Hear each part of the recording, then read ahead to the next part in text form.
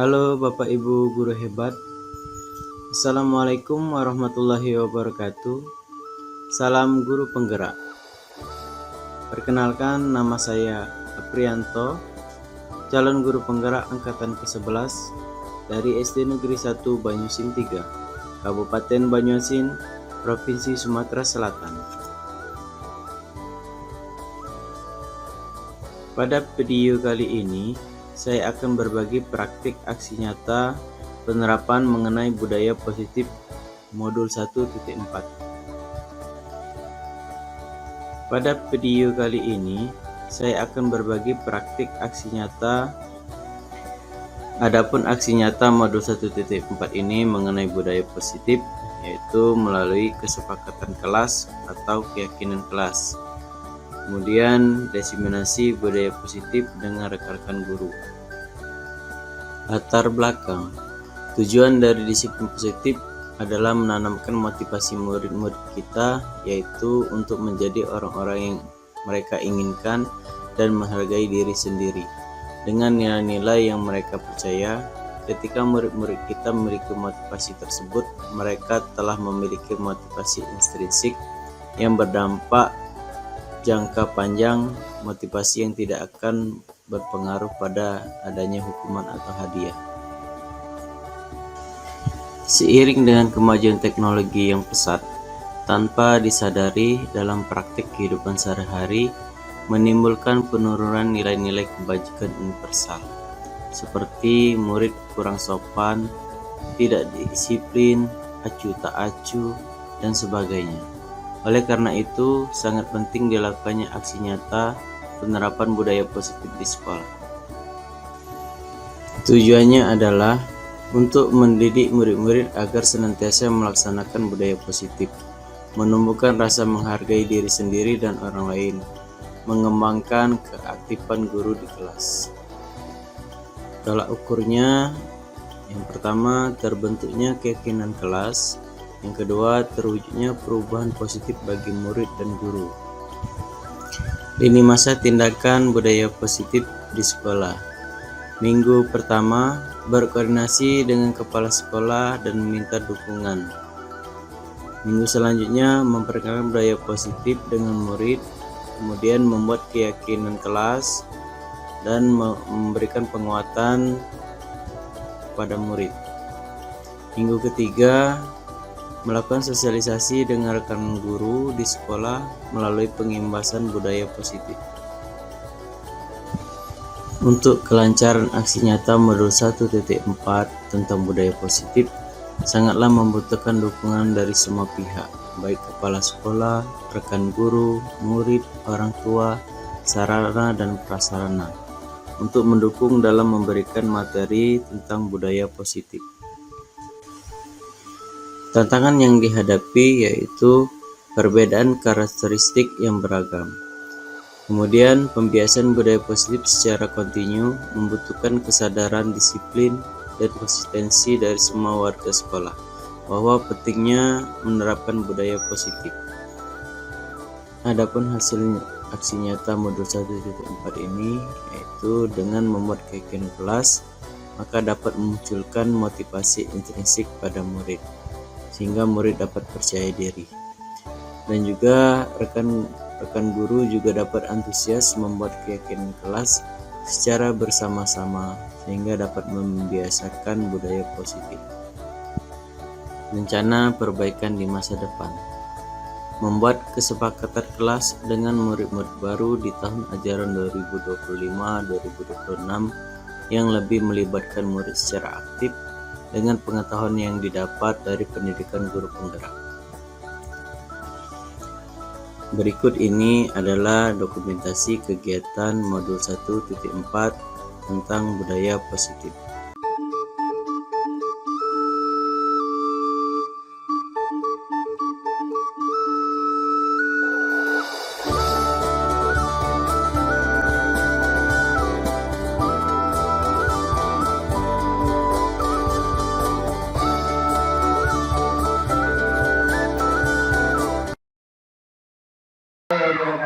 Waalaikumsalam warahmatullahi wabarakatuh.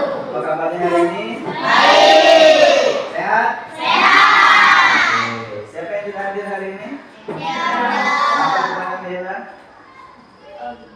Sakit? Oke, kita doakan biar Diana cepat sehat. Hari ini kita membuat kesepakatan kelas ya. Jadi kesepakatan kelas itu dibuat secara bersama. Nah, nanti silakan diutarakan apa yang ingin kita buat kesepakatan kelas pada hari ini. Ya, sudah pernah buat kesepakatan kelas? Sudah. Oke. Jadi kesepakatan kelas itu apa yang kalian ingin lakukan di kelas? Contohnya, salah satunya apa? Jangan tidur di kelas. Mungkin bisa itu. Kemudian apa lagi? Tidak boleh makan Apa? dalam jam pelajaran. Oke, boleh Alia, tidak boleh makan pada saat jam pelajaran atau sama saja dengan tidak boleh makan di kelas. Ada lagi? Nah, jangan bermain bola di dalam kelas. Kalau bermain bola di lapangan. Ada lagi tidak? Itu nanti kita buat kesepakatan kelas, nanti kita tempel. Sebelum nanti ditempel kan terus dulu nanti di kertas kinot ya. Kita tempel bersama, itulah nanti kesepakatan kelas yang akan kita buat. Oke, sekarang siapkan penanya. Yang putri Pak kasih warnanya pink. Ingat, ini untuk yang lainnya, jadi jangan ditulis di bawahnya yang ditulis.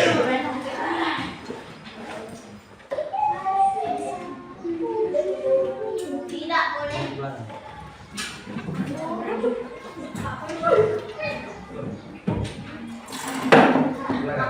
Yang ada tempat linknya jangan ditulis.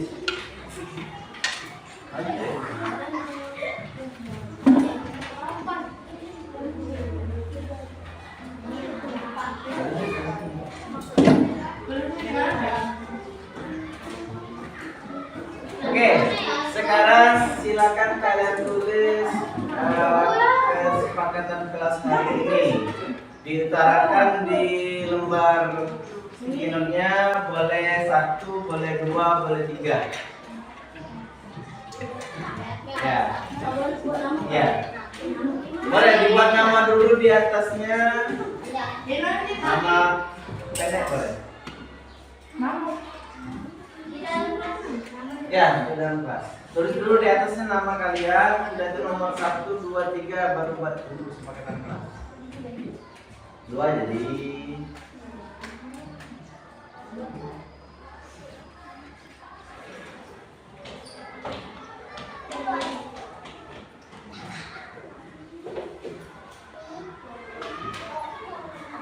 Oke, sudah terus semuanya? Belum? Oke, satu lagi boleh. Selesaikan dulu 1 menit lagi. Setelah itu nanti kita tempelkan di kesepakatan kelas yang sudah ada di papan tulis. Ya. Ada yang sudah selesai? Belum. Kalau yang sudah selesai, satu-satu maju ke depan untuk menempelkan tingkatnya. Ya, boleh.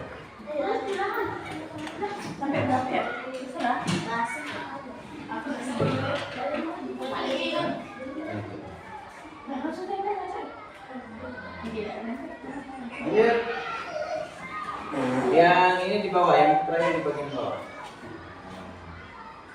Oke. Boleh 2 orang langsung, nggak apa-apa nanti. Ya, ya. Sama ini. Ada jalan.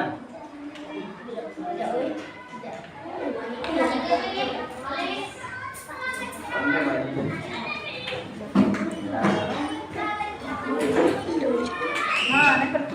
Ya. Oke.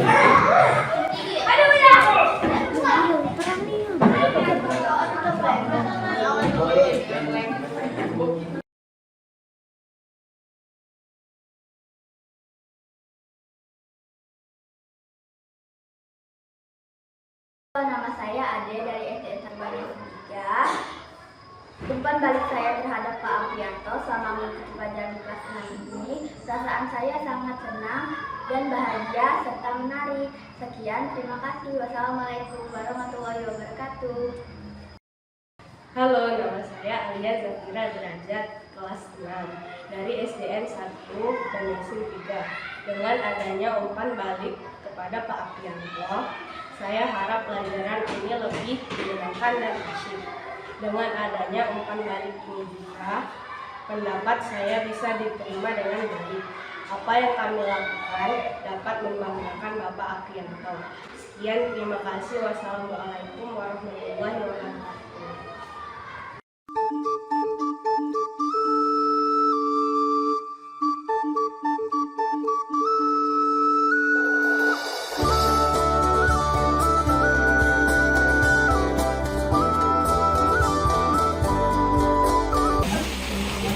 Assalamualaikum warahmatullahi wabarakatuh.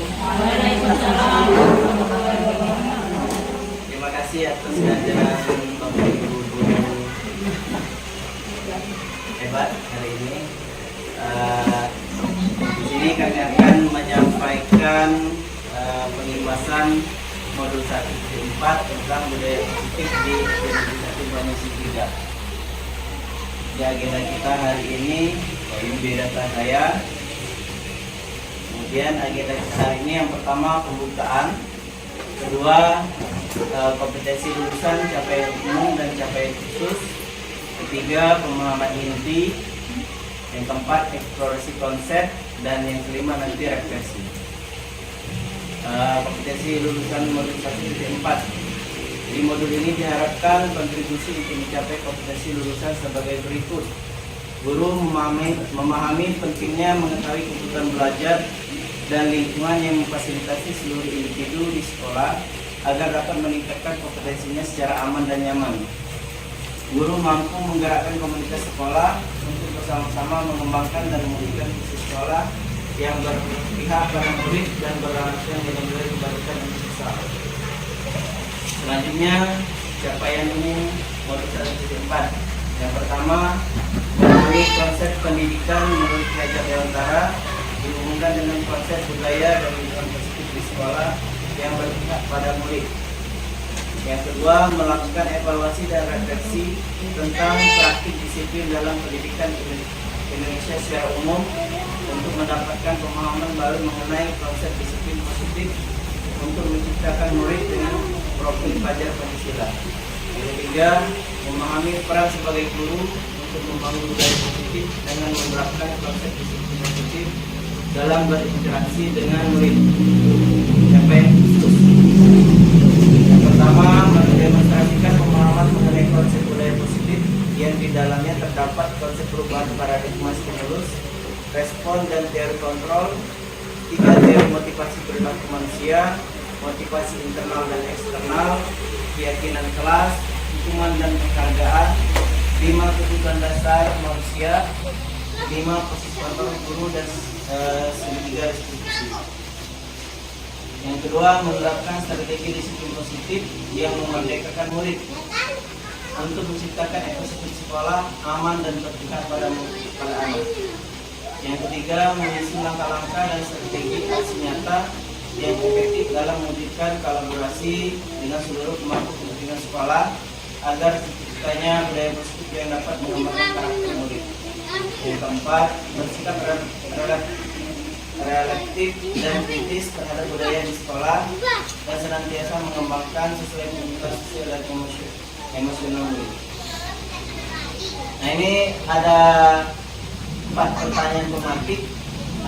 Nanti boleh Bapak Ibu setuju atau tidak setuju. Yang pertama, hukuman yang tidak menyenangkan dapat mendisiplinkan anak. Apakah setuju atau tidak setuju? Menurut Bapak Ibu? Tidak. Yang kedua, pemberian hukuman dengan hal positif dapat meningkatkan disiplin anak. Setuju atau tidak? Positif. Setuju berarti ya. Tidak. 3, membuat anak merasa bersalah dapat membuat perilaku anak menjadi lebih baik. Tidak. Yang keempat, memberi penghargaan dapat meningkatkan motivasi belajar anak. Tidak. Setuju.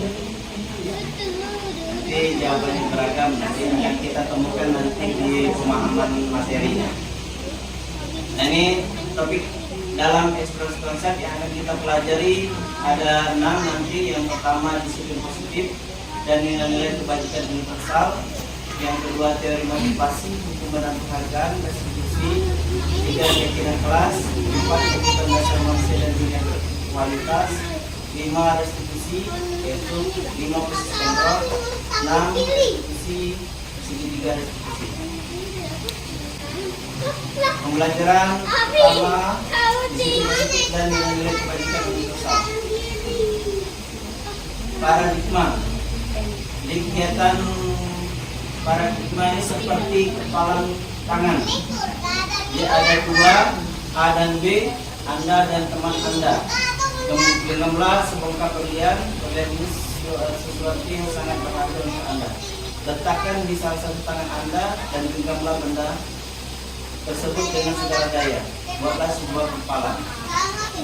Teman Anda akan mencoba dengan sekuat tenaga dan berbagai cara untuk meminta Anda membantu Anda tersebut. B bisa membujuk, mengancam, menghakit, merayu, menyuruh apa saja agar dapat membuka kepalan tangan Anda. Apa yang terjadi? Ini perubahan paradigma dari kontrol atau ilusi kontrol. Yang pertama, guru mengontrol murid, ilusi bahwa kritik dan membuat orang merasa bersalah dapat menguatkan karakter. Ilusi bahwa semua penguatan positif efektif dan bermanfaat. Ilusi bahwa orang dewasa memiliki hak untuk memilih. Nah, ini perubahan paradigma stimulus respon dari kontrol. Siapa sesungguhnya yang memiliki kontrol? Di sini stimulusnya kita mencoba mengubah orang agar berpandangan sama dengan kita. Dari kontrol atau pilihan, kita berusaha memahami pandangan orang lain tentang dunia. Perilaku buruk dilihat sebagai suatu kesalahan. Dari kontrolnya, semua perilaku memiliki tujuan. Orang lain bisa mengontrol saya. Hanya Anda yang bisa mengontrol diri Anda. Kemudian saya bisa mengontrol orang lain. Dari kontrolnya Anda tidak bisa mengontrol orang lain. Pemaksaan ada pada sang tujuan gagal. Dari kontrolnya, kolaborasi dari proses menciptakan pilihan baru. Model berpikir menang atau kalah. Model berpikir menang-menang. Itu untuk dari kontrolnya. Nah, di sini disiplin positif dari teori kontrol menurut Dr. William Glaser. Yang pertama, Anda tidak bisa mengontrol orang lain, hanya Anda yang bisa mengontrol diri Anda. Makna disiplin belajar kontrol diri dengan menggali potensi kita agar tercapai tujuan mulia, yaitu sesuatu yang menjadi seseorang yang kita inginkan berdasarkan nilai yang kita hargai. Kemudian semua perilaku memiliki tujuan. Nah, ini teori motivasi. Jadi teori motivasi ini ada 2, motivasi ekstrinsik dan motivasi intrinsik. Di ekstrinsiknya ini ada 2, untuk menghindari hukuman yang pertama, yang kedua untuk mendapatkan imbalan. Selanjutnya untuk menghargai diri sendiri. Nilai-nilai kebajikan universal, yaitu yang pertama nanti keyakinan kelas. Jadi keyakinan kelas nanti bisa kita buat bersama-sama dengan murid-murid kita nanti.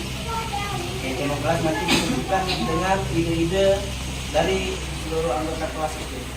Apakah setuju atau tidak setuju. Kemudian model berpikir menang-menang, kolaborasi dan konsensus menciptakan pilihan-pilihan baru. 5 posisi kontrol. 1 penghukum, 2 pembuat rasa bersalah, 3 teman, 4 pemantau, 5 manajer. Nanti lanjutannya di situ ada segitiga restitusi. Di segitiga restitusi inilah cara kita menyelesaikan masalah nanti. Yang pertama bisa menstabilkan identitas. Jadi alasan anak-anak melakukan kesalahan itu kita cari dulu apa penyebabnya. Kemudian validasi kebutuhan. Yang ketiga, menanyakan keyakinan kelas. Selanjutnya, realita kebutuhan kita berbeda. Kita berusaha memahami pandangan orang lain tentang dunia. Setiap orang memiliki gambaran berbeda. Jadi ada 5 kebutuhan dasar manusia. Yang pertama bertahan hidup, yang kedua penguasaan, 3 kasih sayang dan rasa diterima, kesenangan dan kebebasan. Nah, di sini nanti kita akan menemukan makna kata disiplin. Disiplin ini berasal dari bahasa Latin disciplina yang artinya belajar. Makna asal dari kata ini berkonotasi dengan disiplin diri dari murid-murid Socrates dan Plato. Disiplin membuat orang menggali potensi menuju sebuah tujuan apa yang dihargai.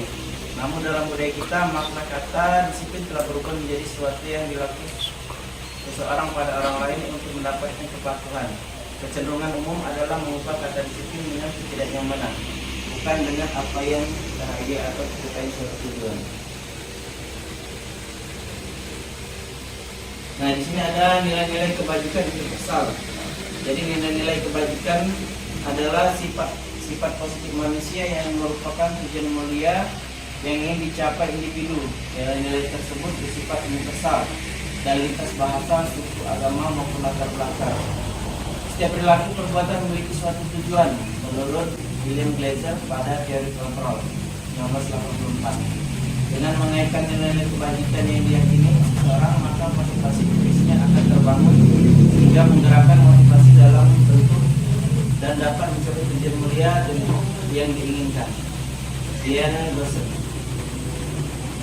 Selanjutnya, nilai kebajikan yang ingin dicapai oleh setiap anak Indonesia kita dengan mengenal profil pelajar Pancasila. Yang pertama, beriman, bertakwa kepada Tuhan Yang Maha Esa dan berakhlak mulia, mandiri, bernalar kritis, berkebinekaan global, bergotong royong dan kreatif. Ini kan salah satu dari jenis profil pelajar Pancasila. Kemudian pembelajaran teori motivasi, hukuman, penghargaan dan restitusi. Jadi teori motivasi perilaku manusia tadi sudah ada, sudah kami jelaskan, yaitu ada 3: motivasi eksternal, motivasi yaitu untuk menghindari ketidaknyamanan atau hukuman. Apa yang akan terjadi apabila saya tidak melakukannya. Kemudian yang kedua, untuk mendapatkan imbalan dari orang lain. Yang ketiga, untuk menghargai diri sendiri. Merdeka menurut Ki Hajar Dewantara. Merdeka itu artinya tidak hanya terlepas dari perintah, akan tetapi juga cakap buat memerintah diri sendiri. Menurut Ki Hajar Dewantara. Nah, ini ada 5 bentuk dihukum oleh penghargaan.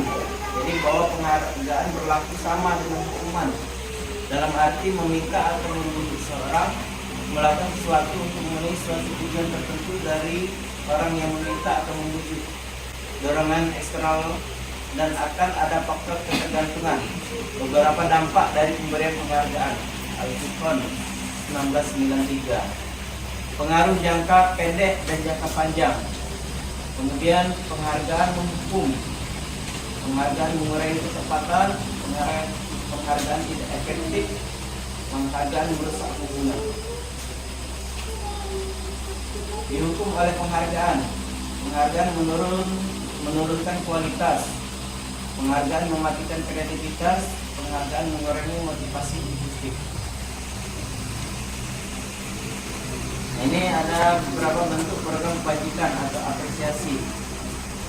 Dalam memberikan apresiasi perlu diingat beberapa hal. Beri pengakuan secara khusus, beri pengakuan secara pribadi, beri pengakuan kepada semua murid atau bergantian, berikan pengakuan secara konsisten, fokus pada proses. Ini adalah contoh pengakuan atau apresiasi kebajikan. Jadi pembukanya bisa kita gunakan kalimat kemarin saya perhatikan. Bisa kita tunjukkan kepada peserta didik.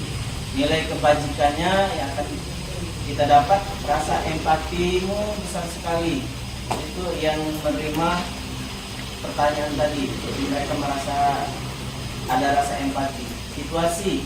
Jadi situasinya pada saat menolong murid baru di kelas kita, salah satu contoh. Kemudian ada lagi, saya menghargai, berarti nilai kebajikannya, kepedulianmu. Situasinya pada saat kamu membantu teman-teman di tugas kelompok. Misalnya dalam mengerjakan kelompok ada temannya yang belum selesai dan temannya bisa membantu dalam menjelaskan biar lebih memahami. Terima kasih untuk, nah ini salah satu kalimat pembuka. Nilai kebajikannya itu rasa tanggung jawab. Kemudian situasinya pada saat kamu memungut kertas yang berserakan di lantai. Nah ini ada sedikit tugas, boleh Bapak Ibu memahami. Ini ada tindakan guru. Jadi tindakan guru ini nanti berkaitan dengan hukuman atau konsekuensi. Jadi nanti ada 7 soal. Nanti boleh Bapak Ibu menanggapi dari soal pertama itu, misalnya mencatat 100 kali di dalam buku kalimat saya tidak akan terlambat lagi karena terlambat ke sekolah. Ini nanti berupa hukuman atau konsekuensi. Nah seperti itu. Boleh dipahami dulu, nanti kita akan lihat apakah nanti jawabannya sama atau tidak. Apakah nanti soal nomor 1 jawabannya konsekuensi atau hukuman. Kami kasih dulu waktu 2 menit lah. Silakan untuk memahami dulu. Apakah lari mengelilingi lapangan basket 2 kali karena terlambat hadir di sekolah itu termasuk hukuman atau konsekuensi?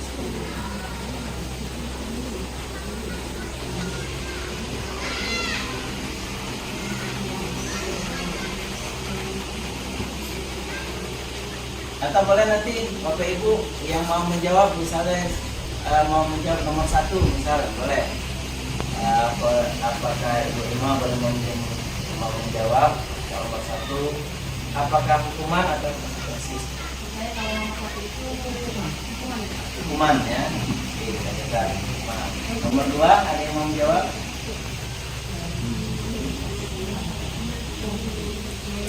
Dari mengelilingi lapangan basket apa? Hukuman.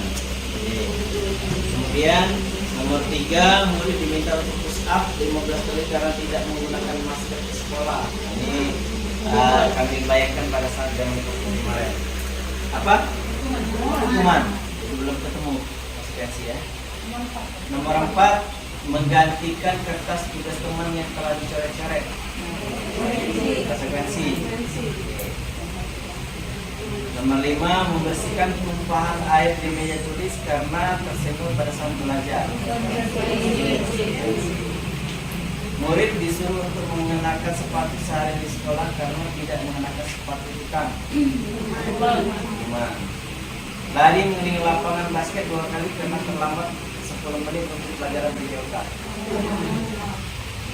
Hukuman? Ada yang jawab konsekuensi?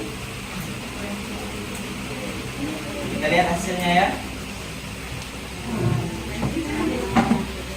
Jadi hukumannya ada 4, konsekuensinya ada 3. Hukuman ini dilakukan di tempat. Konsekuensi itu setelah membuat kesepakatan. Itu yang membedakan. Jadi untuk mencatat 100 kali saya tidak akan terlambat lagi karena mereka sudah membuat kesepakatan. Di sini ada kalimat saya tidak akan terlambat lagi. Nah, seperti itu. Hukumannya langsung di tempat. Kemudian lari mengelilingi lapangan basket 2 kali karena terlambat hadir di sekolah. Ini langsung hukuman. Kemudian murid diminta untuk push up, itu tindakan menghukum kan. Jadi langsung ada keterangan jelas. Nah, untuk membedakan konsekuensi ini sudah disepakati sebelumnya seperti itu, Bapak Ibu.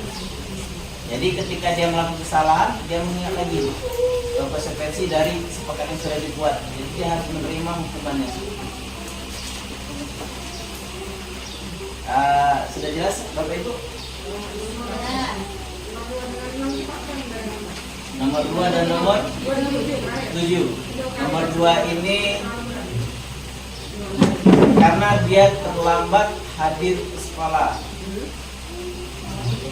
karena sudah melakukan perjanjian, terlambatnya 10 menit. Oke, lanjut ya. Nah, ini perbedaannya. Jadi perbedaan hukuman dan konsekuensi. Hukuman itu sesuatu yang menyakitkan harus terjadi. Jadi pada hari itu dia melakukan langsung dihukum. Untuk konsekuensinya sesuatu yang harus terjadi, tapi tidak menyakitkan, karena dia sudah membuat kesepakatan terlebih dahulu. Membuat anak sakit atau fisik maupun hati untuk jangka waktu yang lama. Nah, ini hukuman. Hukuman ini kadang berefek seperti itu. Kalau di konsekuensi membuat anak langsung tidak nyaman dalam jangka waktu yang pendek. Inilah gambaran perbedaan dan hukuman dan konsekuensi. Dan sudah menebak, sudah menganalisa apakah termasuk di hukuman atau konsekuensi. Nah, kita masuk ke restitusi. Apa itu restitusi? Di sini restitusi adalah proses menciptakan kondisi bagi murid untuk memperbaiki kesalahan mereka sehingga mereka bisa kembali pada kelompok mereka dengan karakter yang lebih kuat. Restitusi juga merupakan proses kolaboratif yang mengajarkan murid untuk mencari solusi untuk masalah mereka dan membantu murid berpikir tenang orang seperti apa yang mereka inginkan untuk tujuan mulia dan bagaimana mereka harus memperlakukan orang lain menurut dosen 2004. Nah, ini identitas gagal. Identitas gagal ada juga identitas sukses, ya. Gagalnya berupa hukuman, konsekuensi dan restitusi. Nah, restitusinya sesuatu yang menyakitkan harus terjadi, itu berupa hukuman. Konsekuensinya sesuatu harus terjadi. Nah, restitusi ini bisa dikatakan sebagai pemecahan masalah. Jadi restitusi merupakan pilihan. Jadi mereka nanti bisa kita berikan pilihan seperti ini.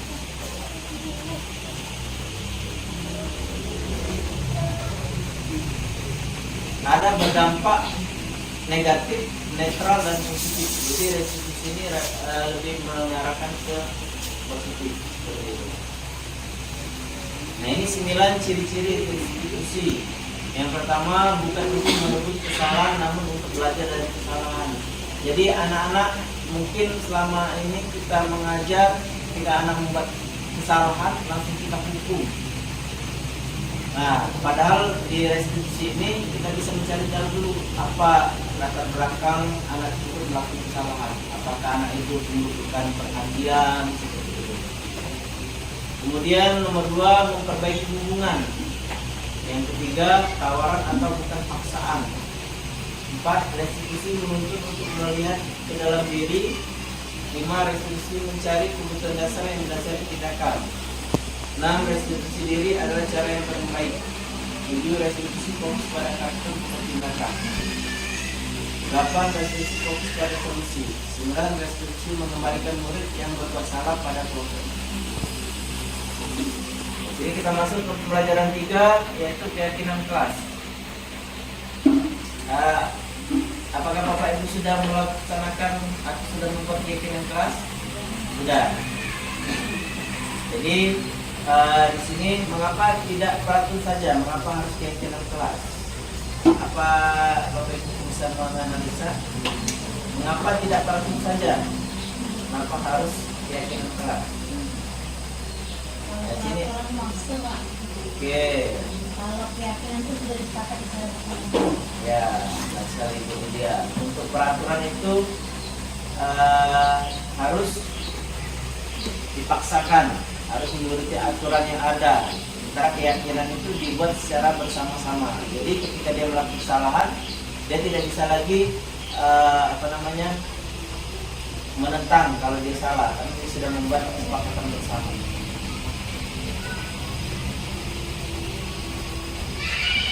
Ini ada budaya positif. Pertama, lingkungan positif, keyakinan kelas, dan peraturan kelas. Peraturan kelas itu kenapa ditaruh paling terakhir? Karena nanti sudah dibuat kegiatan kelas, maka itu akan disepakati dan dilaksanakan bersama. Nah, ini salah satu contoh kesepakatan kelas. Mana yang merupakan keyakinan kelas, mengapa? Nah, ini kesepakatan kelas. Ini keyakinan pendalaman keyakinan kelas menggunakan tabel T dan tabel Y. Jadi yang hormat, kami meyakini bahwa sangat penting untuk menghormati semua orang dan dilarang dari orang lain. Bekerja, kami meyakini bahwa sangat penting untuk mengerjakan segala pekerjaan atau mengikuti kegiatan yang telah ditugaskan. Diterima dan dimiliki, kami meyakini bahwa sangat penting untuk merasa diterima pada suatu kelompok dan saling peduli dengan yang lain. Untuk tabel Y-nya hormat, itu bisa terdengar, bisa juga terlihat dan berperilaku. Untuk bekerjanya bisa juga terdengar, terlihat atau berperilaku.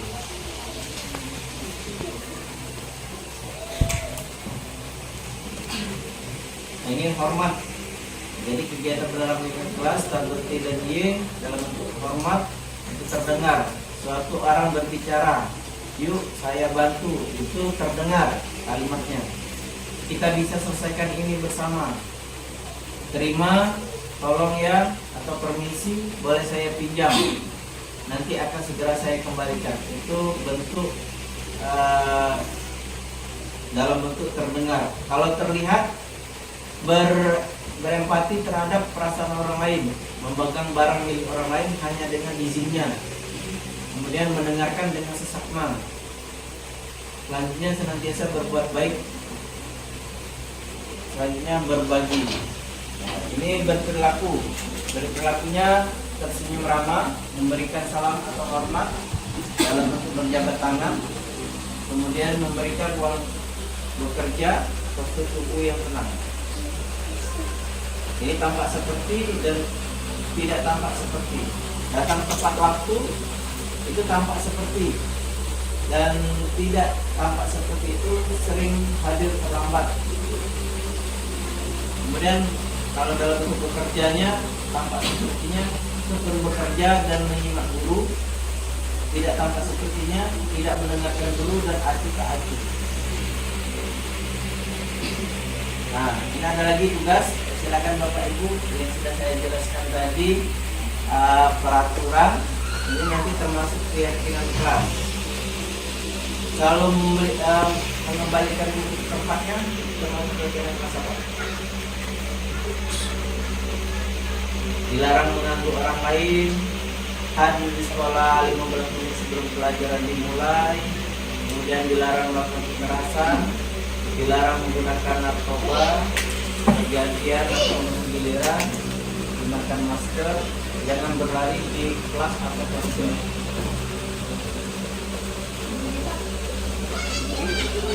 Tapi kalau kegiatan kelas tidak boleh menggunakan kalimat negatif. Ya, Seperti jangan dilarang. dilarang berarti ya. Kalau mengembalikan buku ke tempat itu nanti termasuk apa? Kayak kelasnya dalam bentuk bertanggung jawab atau apa? Boleh digambarkan sedikit ya, supaya diterapkan. Aku bertanggung jawab. Disiplin. Jangan mengganggu orang lain. Itu Ya, menghargai. saling menghormati atau menghargai, boleh. Hadir di sekolah 15 menit sebelum Disiplin. disiplin, kemudian boleh. Kemudian dia melakukan kekerasan, Menghargai. dilarang menggunakan narkoba, ya ternyata boleh. Bergantian atau menunggu giliran, Disiplin. disiplin. Ada lagi, menghormati orang lain, menggunakan masker, kata jangan berlari di kelas atau koridor. Oke, kita lihat ya. Oke, yang pertama selalu kembalikan buku ke tempatnya, berarti sudah memenuhi keyakinan kelasnya dalam bentuk bertanggung jawab. Dilarang mengganggu orang lain, itu kegiatan kelas itu sudah menghormati orang lain. Hadir di sekolah 15 menit berarti menghormati orang lain atau berkomitmen. Dilarang melakukan kekerasan, termasuk juga kegiatan kelas dalam keselamatan atau menghormati orang lain. Dilarang menggunakan narkoba, sudah jelas narkoba itu merusak kesehatan. Jadi kegiatan kelas tentang kesehatan. Bergantian atau menunggu giliran menghormati orang lain atau bersabar. Menggunakan masker termasuk ke kesehatan dan keselamatan. Jangan berlari di kelas atau koridor termasuk ke keselamatan dan keamanan. Oke, pembelajaran keempat, kebutuhan dasar manusia dan dunia berkualitas. Jadi kebutuhan dasar manusia itu ada 4. Yang pertama, kasih sayang dan rasa diterima, penguasaan, kesenangan, kebebasan, ya ada 5 ya. Dan yang terakhir bertahan hidup. Pembelajaran kelima, posisi kontrol. Jadi posisi kontrol di sini ada penghukum, pembuat rasa bersalah, teman, pemantau atau manajer. Nanti di posisi kontrol ini bisa Bapak Ibu gunakan dalam mengajar dan juga menindaki suatu masalah. Penghukum ini menghargai atau menuju menyakiti atau menyindir bentuknya. Kemudian kalau kamu tidak melakukannya, awas ya, rasakan. Nah, itu dalam bentuk ucapan, tapi identitasnya dalam bentuk hukuman, menggunakan kata-kata seperti itu. Memberontak atau menyalahkan orang lain, berbohong. Kemudian membuat rasa bersalah, bisa dalam bentuk berceramah atau mengatakan atau seharusnya atau kecewa.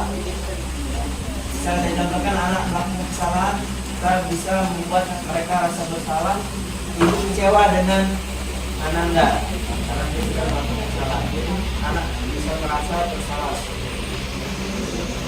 Identitas berhasil atau sukses, mengharapkan imbalan atau ketergantungan pada orang lain. Teman membuat alasan menurutnya. Guru berkata, ayolah lakukan demi ibu, itu mengharapkan imbalan atau ketergantungan pada orang lain. Kemudian pemantau ibu berkata apa peraturannya. Nah, di sini posisi manajernya, apa yang kita yakini, apa yang bisa kau kerjakan memperbaiki masalah ini. Itu bisa dalam bentuk identitas manajer. Nah, ini ada pernyataan ya, saya kecewa sekali dengan kamu. Itu siapa yang mengatakan? Itu membuat orang merasa bersalah. Kamu tidak pernah melakukannya, itu dalam bentuk hukum. Ayolah lakukan demi ibu atau bapak, teman. Apakah kamu mendengar stiker atau bintang hal ini? Mendapatkan stiker pemantau. Bagaimana kamu bisa menyelesaikan masalah ini? Itu berbentuk manajer. Kemudian kamu selalu paling terakhir. Nah, ini bergerak antara yaitu peraturan pemantau, kompetensi atau hadiah. Nilai manajernya memperbaiki. Selanjutnya pelajaran ke-6, segitiga restitusi. Segitiga restitusi itu ada 3. Yang pertama menstabilkan identitas, kedua memvalidasi kebutuhan, dan yang ketiga menanyakan keyakinan. Jadi untuk menstabilkan identitas, setiap orang pasti pernah melakukan kesalahan. Kamu bukan satu-satunya yang pernah melakukan. Nah, itu ketika ada anak yang bermasalah, kita harus menstabilkan identitas terlebih dahulu. Kalimatnya bisa kita tanyakan, setiap orang pasti pernah melakukan kesalahan. Kemudian validasi tindakan kebutuhan. Kalimatnya bisa kita gunakan, kamu tentu punya alasan mengapa melakukan itu. Jadi kita tidak langsung menghukum anak. Jadi kita harus mengetahui dulu apa dasar atau latar belakang mereka melakukan kesalahan tersebut. Kemudian setelah menanyakan validasi itu, kita bisa menanyakan kembali nilai-nilai kesepakatan yang sudah dibuat sebelumnya. Contohnya kamu ingin menjadi orang seperti apa, jadi mereka bisa menjawab pertanyaan itu karena mereka sudah membuat kesepakatan kelas atau keyakinan kelas. Nah di sini penjelasannya ya, menstabilkan identitas tadi untuk membuat anak yang merasa gagal karena membuat salah menjadi positif terhadap dirinya. Jadi kita menstabilkan mereka. Ketika kita memarahi mereka, mereka pasti merasa bersalah. Jadi kita kembalikan lagi rasa bersalah itu menjadi positif untuk dirinya. Kita menggunakan segitiga restitusi ini. Contohnya guru berkata, berbuat salah itu hal yang manusiawi. Tidak ada manusia yang sempurna. Bapak ibu juga buat salah. Kita pasti bisa menyelesaikan permasalahan ini. Bapak ibu tidak tertarik untuk mencari tahu siapa benar, siapa yang salah. Bapak ibu lebih tertarik untuk menyelesaikan masalah. Jadi di sini kita menstabilkan itu, kita menenangkan anak terlebih dahulu. Ya. Kemudian kalau kamu menyalahkan dirimu sendiri terus-menerus, apakah kamu bersikap baik pada dirimu sendiri? Nah ini validasi kebutuhan. Jadi murid membantu murid mengenali basic atau kebutuhan dasar yang ingin dipenuhi ketika melakukan kesalahan itu. Pada dasarnya setiap tindakan manusia tujuannya adalah memenuhi kebutuhan dasar, apakah itu penguasaan, kebebasan, kasih sayang, rasa diterima, kesenangan atau bertahan hidup. Terdapat 3 tahapan segitiga restitusi, yaitu menstabilkan identitas, validasi tindakan yang salah, menanyakan keyakinan. Menstabilkan identitas. Berdasarkan prinsip membuat kesalahan adalah bagian dari proses pembelajaran. Menggeser identitas gagal ke identitas sukses. Selanjutnya, validasi tindakan yang salah. Dilakukan berdasarkan prinsip setiap perilaku berupaya memenuhi suatu kebutuhan tertentu.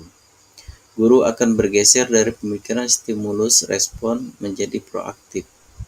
Mengenali dan mengakui kebutuhan murid akan memperbaiki hubungan dengan murid. Memunculkan motivasi secara intrinsik, sehingga mampu mengaitkan keyakinan dengan tindakan yang salah. Kasus pertama, Balkis tidak terima pekerjaannya selalu dicontek oleh temannya. Ia marah dan tidak bisa menahan emosinya. Berikut adalah skenario masalah menggunakan segitiga restitusi. Balkis tahu tidak kenapa Pak panggil ke ruangan ini? Tidak tahu. Tadi dapat laporan dari ketua kelas kalau Balkis lagi bertengkar dengan Dika. Iya Pak, habis kesal sih. Kesel. Dika terus-menerus mengatur hasil pekerjaan tugas saya. Dan bukan hanya tugas PR, juga selalu mencontek. Oh begitu. Ya wajarlah kalau Balkis marah dan kesel. Jika Pak berada di posisi Balkis, mungkin Pak melakukan hal yang sama. Iya Pak. Lalu apa yang Balkis lakukan terhadap Dika? Saya marah-marah. Saya maki-maki Dika dan tidak sengaja menginjak mejanya Pak. Oh begitu. Pasti kamu melakukan hal seperti itu pasti ada alasannya ya. Iya Pak, masa saya masih juga. Saya kan sudah berusaha payah mengerjakan soal, tapi Dika hanya mencontek dan tidak mau berusaha sendiri. Ya, kalau Balkis merasa marah karena tidak rela pekerjaan Balkis dicontek, sangat menghargai tindakan Balkis yang tidak berbuat lebih buruk daripada itu, misalnya memukul Dika. Iya Pak. Kan coba Balkis pikirkan tindakan Balkis marah sampai menggebrak meja. Apakah sudah keyakinan kelas kita? Tidak. Menurut Balkis, keyakinan kelas apa yang sudah Balkis langgar? Menghormati antar teman. Oke, menghormati antar teman. Menurut Balkis, saling menghormati antar teman itu penting tidak untuk Balkis? Penting. Baiklah, kalau menurut Balkis itu penting, jadi keyakinan kelas apa yang harus Balkis lakukan pada saat sedang marah? Harus lebih sabar, Pak. Ya, harus lebih sabar. Balkis bersedia memperbaiki masalah ini? Bersedia. Bersedia. Apa yang Balkis akan lakukan untuk memperbaiki masalah ini? Saya harus bersabar dan ingat saya kalau ada teman yang mencontoh saya akan melakukan kepada guru, mata pelajaran atau wali kelas. Oke, tepat sekali. Jadi ketika terjadi seperti itu harus melaporkan kepada guru kelas atau guru mata pelajaran yang sedang mengajar. Oke, tetap semangat ya Balkis ya. Silakan Balkis masuk ke kelasnya kembali. Nah, sama-sama. Assalamualaikum warahmatullahi wabarakatuh. Nama saya Balkis Akila Kamsa dari kelas 5A. Saya senang sekali diajak diskusi dengan Pak Apri untuk dapat mengendalikan diri dari amarah karena perilaku teman sekelas saya. Saya harus banyak belajar bersabar, dapat menghormati teman-teman. Wassalamualaikum warahmatullahi wabarakatuh. Kasus kedua. Permasalahan Hafiz sering mengganggu teman sekelasnya yang sedang membuat tugas. Berikut skenario penyelesaian masalah menggunakan segitiga restitusi. Hafiz tahu tidak kenapa Hafiz dipanggil ke ruangan ini? Tidak, Pak. Nah, Hafiz dapat laporan bahwa Hafiz mengganggu Sipa. Apa yang kamu lakukan kepada Sipa, Hafiz? Saya mengganggu dia sedang membuat tugas, Pak. Mengapa Hafiz lakukan itu? Saya iseng saja, Pak. Ingin mencandainya saja.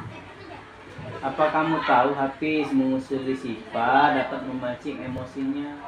Iya, Pak. Saya tidak sengaja. Tadi hanya ingin bercanda. Baiklah, di sini Bapak tidak mencari siapa yang salah. Di sini Pak hanya ingin mencari penyelesaian bersama, berpikir sama-sama tentang apa yang kita lakukan untuk menyelesaikan masalah ini. Kamu pasti tahu apa alasan Hafiz melakukan itu. Iya, Pak. Ya, Pak lihat kamu merasa senang melakukannya, sehingga kamu dapat masalah. Iya, Pak. Sekarang mari kita bicarakan tentang keyakinan kelas dan keyakinan sekolah kita. Apakah Hafiz percaya? Dan yang mana yang Hafiz tunjukkan untuk keyakinan kelas? Bersikap baik sama orang lain, menghargai sesama teman dan saling menghormati sesama teman, Pak.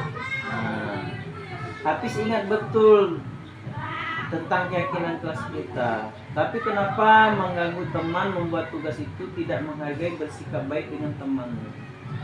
Saya tidak, Pak. Kamu ingin menjadi orang seperti apa, Hafiz? Saya ingin menjadi orang baik dan bisa menghargai teman, Pak.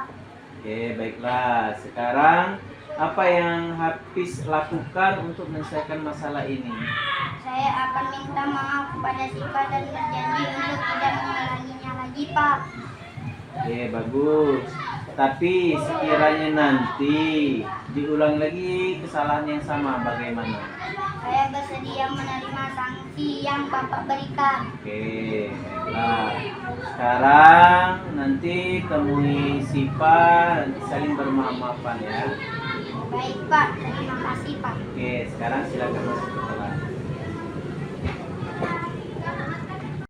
Assalamualaikum warahmatullahi wabarakatuh.